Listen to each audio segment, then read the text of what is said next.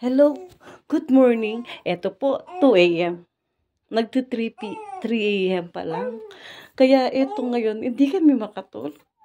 Ang aga po namin nagising.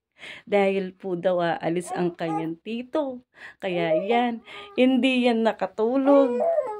Hindi ko alam kung paano siya dahil nagising ni Chester. Ayan, maaga po kaming natulog.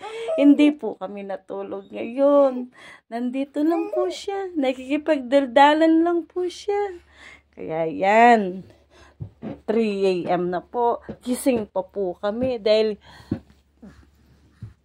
dahil umiiyak po siya. Nandito kami sa kwarto ni Tito Chester. Nihintay pa namin ang pag-alis niya dahil magwo-work po daw siya. Kaya, eto, tinimplahan ko nga ng gatas. Ayaw man dumede. Ayan, yan ikipaglaro pa din po siya. Ayan po, yung baby po namin. Oh, hindi ko yan, nagsasalita po siya. Ayun na po, oh. Magpa 5 months pa po lang po siya sa 19. Pero, yan, nagising po kami. Ayan, nakikipagsalita. At ako naman, napupuyat na din. Oh, ito. Ito po siya. Si Melia.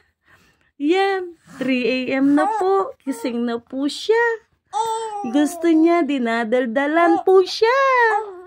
Ayan, nandito kami sa kwarto ng tito niya dahil umaalis yung tito niya ngayon. Magwo-work, gigisingin niya. Kaya yan, naistorbo ang tulog. Hanggang sa pag-alis ni tito, hindi man siya makatulog. Ayan, tinimplahan ko na ng gatas. Hindi namin alam kung saan kami lulugal ng kwarto. Ayan po si Melia, gising-gising pa. Di ka pa matutulog? Bakit? Bakit? Tulog na tayo. Di pa? Di ka pa tulog? Hindi. Matutulog ka na. Di pa tayo natulog. Maaga pa. Tulog ka na, no? Ha? Oh, tulog na.